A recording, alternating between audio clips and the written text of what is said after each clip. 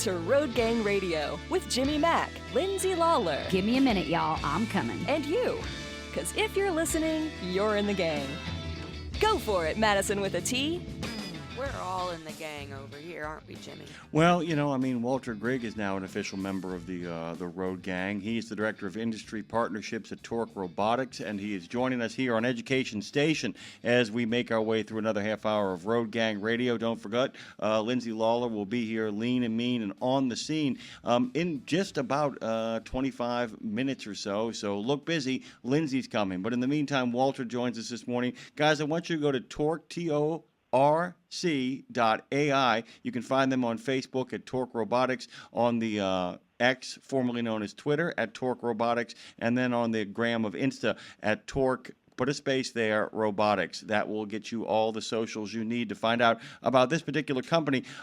Walter is an experienced professional in the field of operations and strategic management, and he currently serves as the Director of Industry Partnerships at Torc. Good morning to you, Walter. Welcome to Road Gang Radio. How are you? Doing well. Appreciate the opportunity to be here. How was your Labor Day weekend? I always kind of like to open up with just, even the people who work too much and work too hard get to have a little bit of fun. I hope you did. It was the weather was beautiful. So we're Torc Robotics is headquartered here out of Blacksburg, Virginia. So here in the foothills and the mountains, everything's still green, but we're certainly looking forward to the colors changing. But as all long weekends, it was still too short. It's funny because we live down here in the city of New Orleans. We do this from the Edgar Degas house at the Fastport Studios here. And for us, while the weather has not gotten cooler, it's gotten a hair drier. And the difference between what the weather down south, as you well know, because you live in that one of those great mixed ecosystems in the United States, when the weather gets a little bit less humid, it gets a whole lot more pleasant for everybody down here. So we're having a couple of good days down here. Let's kind of give people an overview of Torc, first of all, of Torc.ai. Give people a sense of who you guys are. A lot of people know, but it's kind of worthwhile to give us a 30,000-foot view. Yeah, happy to. So Torc Robotics, this is actually our 20th year in business. We've been involved in this industry and doing the early research and development, advanced engineering, and now productization of bringing level 4 autonomy to the Class 8 space. So we've had experience actually starting going all the way back to kind of the hallmarks of on-road autonomy coming out of the DARPA, Defense Advanced Research Projects Agency, Urban Challenge in 2007. Spent quite a bit of time working on this technology with the Department of Defense. Just some of the reason we're maybe not as well known. They're not real big fans of advertising what you're working on for them. But we moved that technology into the mining and construction space. We've actually helped to transform surface mining in Western Australia with our partners like Caterpillar and Komatsu. And then ultimately in 2019, Daimler Truck Global, so in the North American market, owner of Daimler Truck North America, and then therefore the Freightliner brand took a majority stake in Torc Robotics, and we now act as an independent subsidiary of Daimler Truck on the global side with our primary focus of bringing hub-to-hub autonomy to the U.S. market, ultimately assuring that it's an inherently safe product. It cannot go on the roads and cannot be a product until it is validated, engineered and validated to be inherently safe. But also kind of the back end of this type of solution, it has to be commercially scalable. One-off demonstrations are really interesting. There's a lot of smart people in this industry working on this technology, but also how you build your business system and business structure such that it can scale. Where do the parts come from? How does it get maintained and serviced? Who does that? And then ultimately it has to be economically viable, all the R&D that goes into it. And then what the unit costing versus just the natural economics of trucking. It's got to be an economically viable product as well. But that's a real kind of a short nickel stop tour. We've got offices all over the U.S. From North America, from Montreal to Ann Arbor to Austin to our new hub in Dallas-Fort Worth. And again, as I mentioned earlier, headquartered out of Blacksburg, Virginia. One of the other things you guys do is you understand that when you want to learn about another industry, when you want to learn about the places that you are taking your technologies, is you actually go to ground. You actually do it with the people who actually do it. And from what I understand, and please correct me if I'm wrong, Walter, you guys really work directly with truckers as well. I mean, actually people who actually have done this for a long time in regards to the prompting, in regards to kind of figuring out the way to kind of speak the language of what it means to be over the road, what it means to have mass hub transportation. Did I get that right? Yeah, absolutely. I appreciate you calling that out. So a couple things feed into how we approach and kind of decompose, that's kind of an engineering term, how we decompose the problem and therefore solve it through implementing this technology. One, specifically, our very unique relationship with Daimler Truck, their industry wisdom. They made it very clear early in our relationship that we shall. It was a direct order, and it was very wise. But we shall work with and interact with the industry to bring this product to an inherently safe, commercially scalable, and economically viable solution. Our own background in history, again, with the Defense Department, mining and construction, from a manufacturing term, go to the Gemba. You go to the problem. You actually stand on the ground where it's occurring. And really what that leads into, you kind of put those two wisdoms and histories together. We employ many drivers that help us in the development of this technology, making sure and assuring that during the productization phase of this core technology, that we have highly trained, highly experienced, highly capable CDL drivers behind the wheel. But perhaps most importantly, the feedback that they provide us. Our engineers take their feedback. How did this perform? How did that do? What would you do in this scenario? How does this work? Was this okay? Did the truck behave right? What are you feeling? What are you seeing? All of that comes through our CDL drivers that provide that feedback. Yeah, and that in many ways is crucial because you talk about the productization of something. The idea that if it can't actually do what it was already doing, no matter how wonderful its bells and whistles are, it becomes pointless. If it doesn't speak the language of the road that it's merging into, it becomes almost useless, regardless of how glorious the technology is behind it. And so there really is, and this really kind of spills into the education segment of this segment. The idea is that what you're doing is you're going to the ground, you're going among the people who do this stuff, because what you do is these industry partnerships are really about kind of mastering the vocabulary of other industries, whether it's mining or it's transportation. And by the way, those are incredibly interlinked, as most of our listeners know. But this really is a language learning process at its core. Is that fair? That's absolutely right. So we actually have an advisory council of industry experts, major players in the industry that we meet with routinely on a recurring basis, but also we then break out into working groups and working teams and working sessions where there's a constant dialogue back and forth. So one from our own CDL drivers, but also industry players, those that help to lead the industry, all through the organization. So CDL drivers for sure, in terms of developing a product that we refer to as naturalistic. It performs as you would expect any other driver around you to perform, but also how it integrates with industry, from the back-end systems, your transportation management systems, all the way down to the nuts and bolts. And I mean literally the nuts and bolts. How does the parts distribution and supply chain work? How does maintenance happen? So all that's tied together, and we really believe it's one of our key differentiators, again, in our relationship with Daimler Truck, but also through the North American market, the ability to leverage the Freightliner brand, the Freightliner network. So that gets down to from the commercial side, but also service and maintenance. But you're absolutely right. The technology is really cool, and it's shiny and it's glitzy. But as a product, it must serve the industry in those three fundamentals. It must be safe, scalable, and viable. And the only way you're going to get that is interacting with and taking feedback in a product development perspective, taking feedback from who those core customers are going to be and making sure it serves the purpose in that, what we call the design domain. It serves the purpose in what we're trying to solve for. Talk up to me a little bit about, let's go back into what you just said, and the idea you have work groups and study groups and conversations, and of course a lot of times when we say stuff like that, people's eyes will roll, the committee to form a committee to talk about another committee. That's not what's going on here. This really is about getting people on board on the same page and speaking the same language. Can you talk about the initial steps of anything like that? Let's just kind of talk about the situation with Daimler.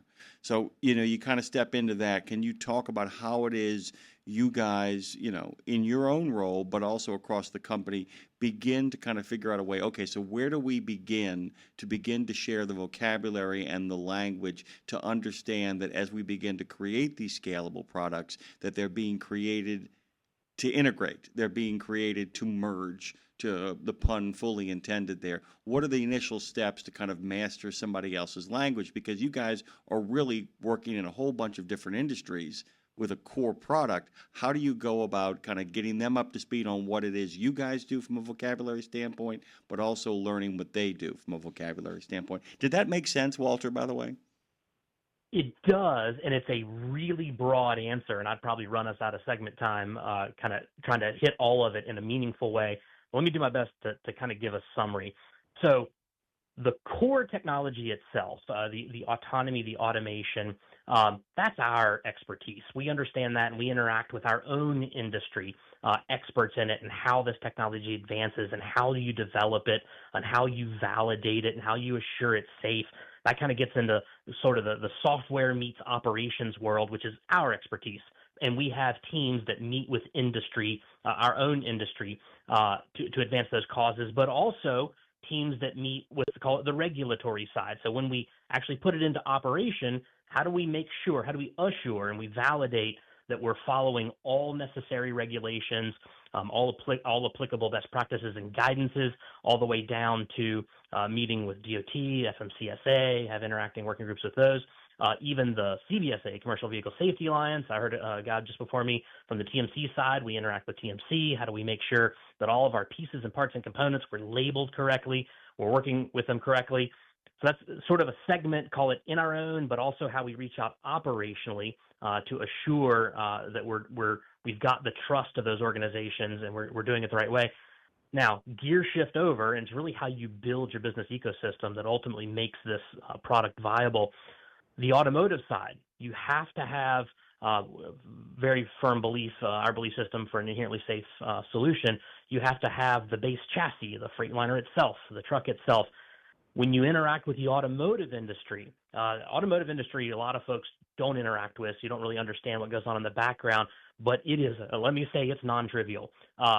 Building an automotive product that is safe and scalable takes many, many years. You could even look at it measured in fractions of decades to build something inherently safe, and making sure we're communicating on the automotive side. How do we make sure we're integrating with the base vehicle in an acceptable and appropriate and safe way, all the way down to the core architecture of how our system communicates at the kind of the CAN bus level and all the other ways with the vehicle system. Make sure we understand the stability controls of the system, the other components. So that's kind of the OEM side, the automotive side, as well as kind of the operation and industry side, regulatory side. Then with our customers, so we sit down with them. How does your operation function? What are we solving for? And I think this is a really important thing to take away. Any engineered system, any solution, you have to solve for what can be solved for. You have to design for what can be solved for. So what are we trying to solve for? How do you minimize the complexity of the solution that it doesn't have to, as an engineered system, doesn't have to do everything at all times, which really becomes infinitely complicated. So that is where our application of that hub to hub, that limited use case of it will go between these 2 points and operate on these interstates safely, and that's what it does. So we have to interact and interface with all those components, from the regulatory side, the industry best practice side, the OEM side, the automotive side of things, but as well as our customers. What are we trying to solve for? What do you need it to do? What ways do you need it to interact and communicate? What do you need in terms of support mechanisms, the way you need to be able to see the health of the vehicle, what communication methods do you need? I mean, all the way down to what data do you need off the truck? So kind of the communication of the telematics platforms. What do you need moving around? So that is where and why it takes many, many years from the automotive side, industry regulatory side, but also kind of the transportation industry side. What all these things we have to put together that ultimately form those product requirements that we then go out and engineer to. We must validate all of those requirements at the highest level, utmost safety, validate that it will do what we expect it to do, what we intend it to do, And that is how you bring a product to industry, where you're interacting, solving for industry, bringing them the product that they need, using the language that they use, such that it can be utilized, it can be integrated, it can be adopted with minimal change management. So I don't know if you're a football fan or not, but there is a famous story about when Skip Bertman was the athletic director at LSU and when he had to hire Nick Saban. And Saban sat down to have the meeting with them, and Bertman said, before I start asking you questions, I need to know, is there anything you need to know about us? And Saban reached into his briefcase and took out a legal pad with 50 questions on it, and began to slowly, methodically make his way through it. And Bertman said to himself, I think we've got our guy, because over half the questions ended up becoming answers to the questions that Bertman had. And it sounds like that part of when you are training up your partners to be knowledgeable about what it is you do, and when you're getting the chance to kind of learn what they do, it sounds like a great deal of figuring this out really is about going through point by point. As you said, the idea that this can be done almost in the micro. Really kind of methodically moving through every aspect of the company to have an understanding of what it is you're going to be providing. It goes back to that great joke that whatever you don't like about the job, that's the job. Everything else is what you love to do. And it sounds like so much of what you guys focus on is figuring out ways to take the parts of the job out that often grind on people and to kind of open them up for prospects and possibilities. Is that kind of it? Yeah, there's a lot there to unwrap, but that is right. In the end, a technology is a tool. A tool is designed for a specific purpose, and if you've designed the tool right and you've validated its use, it does that job very well, and that's the job that it does. If we can bring this technology to a use case where customers need it, perhaps where there are pinch points, pain points, where there's the grind, that is what it's designed for. That's what it's designed to do. What I like to say is, a Phillips head screwdriver screws in a Phillips head screw really well, but you don't use it to paint your walls. So just kind of remembering that tool does a specific thing. It's designed to do it very well. That's its job. But everything else, you'd have to have another tool for. You'd have to design for that. Now, can you expand the versatility of the tool? You sure can. You got the multi-tool, right? But not even a multi-tool do you paint your walls with. I've never seen one with a paintbrush. But that's the idea of designing a solution that solves for industry problems. You start with what is the one thing we're trying to solve? It has to be a problem, a pinch point, a pain point for the industry. It has to be solvable. It has to be able to do it safely. It has to be able to do it in a way that's scalable. Any business has to be able to scale, but also has to be economically viable. So that's the process that we ultimately go through, but also understanding kind of the use case. What is it designed to do? And that's what it does. All right, I want to kind of move forward. We've been through kind of the basic foundational stuff. We've scaled up to this point. Talk about what's next. Talk about what is coming next, what you guys are really kind of ramping up for and looking towards in your partnership with Daimler, but also in the overall project of what Torc is up to. What is the next big destination for you guys? Yeah, so we're been on this track, on this course for many, many years. So 2019 is actually when we began in that partnership with Daimler. But we are targeting 2027 for initial scaling, product launch, initial scaling. You may have seen in the news, we've actually opened our first hub in Fort Worth, Texas, and we will begin the product implementation between Texas and Laredo. So obviously leveraging the volume and the opportunity need there on the I-35, major port of entry, or probably most consequential now port of entry in terms of sheer volume, but the ability to move freight back and forth, again, targeting initial launch 2027, and then the goal is ultimately to scale from there. And by the way, this is a massive site. By the way, I want to let people kind of be on. It's on the old Denton Road in Fort Worth, and we're talking about 18 acres of real estate here that you guys actually are kind of inhabiting. And it's not just for the equipment itself or doing the testing. I mean, it's a full kind of mission control. Kind of ironic that we would be in Texas talking about mission control, but this is scaling up. Is the best way to kind of conceive of what's happening over there, correct? Yeah, the real mission control guys over at Houston may throw some side eye on our mission control, but we've taken many cues from a lot of the technologies and a lot of the best practices and methods that they developed actually from aerospace and whatnot. That's really cool. I really appreciate it is a significantly sized site, but I would put it a bit more modest, a bit more kind of mid-sized, but it is intended. So we do have our kind of back-end systems in operation we call mission control. That's where all the vehicle systems can be overseen and interacted with and kept up with. That will be happening out of that location. But also, it's an in and out facility. It's a hub facility, so it's where the trucks will be coming in and out of. Obviously, our partners and customers will be bringing their freight in and out. So it'll be a very active and hopping spot. One of the things I'm actually interested to talk about the next time we get a chance to talk, Walter, and I really hope we do, is that mission management room. Because, the idea of those people need to be trained, those people need to be brought up to speed as well, despite whatever backgrounds and kind of experience they have. What exactly, can you kind of describe mission management, mission control, what that looks like, and, what kind of world exists inside of there to kind of project out into the real world? Yeah, maybe to back up just a touch, and I appreciate kind of the intro on that concept. But again, come back to any technology is really a productivity multiplier. It doesn't supplant work effort, right? So it just makes you a little bit more efficient, gives you a little bit more capability to do what you're good at, while it kind of handles the easier, the simple stuff. So to implement this technology, to have this technology at scale, there are going to be all sorts of support needs from those mission controllers, the people that are ultimately overseeing the trucks. If these trucks need human interaction or human engagement, remember, they're Class 8 commercial vehicles. If you're interacting with them on behalf of the behavior of the vehicle or supporting any special decision making or anything like that, most certainly you're going to have to understand how a Class 8 commercial vehicle operates. And it would certainly stand to reason that a CDL or something equivalent, which we don't know what that is, but something equivalent, so therefore a CDL, to be able to oversee these things. You still got to bring the trucks in. Nothing changes about the core competencies of trucking. Trucks in, trucks out. Got to move freight, right? Burn diesel, get them down the road.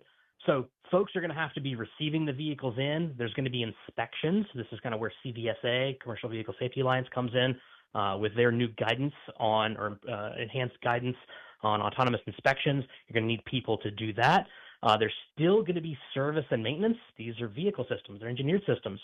They will require maintenance. Inevitably, things will break. They have to be repaired. So you'll have a whole ecosystem pretty much identical to what is there today. It's just who's doing which job and at what scale. How much have you been able to increase the productivity of every individual? Kind of the customers can do more, but same people needed, same skill sets. And then with a little bit of kind of uptraining on what are the systems, but we also understand kind of folks today, kind of the jobs they do, a little bit of uptraining on what are the systems, what do you need to be thinking about, but also designing in such a way that it operates as similar as possible to transportation trucking today. By the way, Torc is not a sponsor. This is actually me just giving them some praise here. The one thing about you guys that kind of separates you is there's a constant awareness that despite the fact that there may eventually not be somebody inside of that vehicle, there is an understanding, though, that there's going to be somebody inside of it from a distance, and there's also an understanding that the one thing you can't automate is soccer moms driving little girls to both school and to soccer practice. And so there seems to be a real understanding that you are interacting with a lot of human beings out there on the road, and that making sure that the people who are actually putting this together are actually working with the men and women who actually do this on a daily basis, keeping people safe. Walter, we're out of time. I want to give you the last word, so go ahead and fire away before we shuffle off this radio coil. Absolutely. So certainly appreciate the opportunity to be on, kind of talk with your audience. I think to understand that we will not, cannot, shall not release a product that is not safe, that has not been validated as such. We understand where the industry's pinch points are, and that is where we are looking to bring this technology to bear and bring it in. And we're going to need a whole lot of people over the time period to help in the development and productization of the technology, but also the implementation, the commercialization of it. So the future looks good. Along with all the socials, Facebook, the X, formerly known as Twitter, and Instagram, and the like with Torc Robotics, you can find them at Torc, TORC.ai. You can find them over there. Walter has given us time from his very busy schedule. He's the Director of Industry Partnerships at Torc Robotics. Walter Grigg, you're welcome back anytime. Thank you, sir. Appreciate it.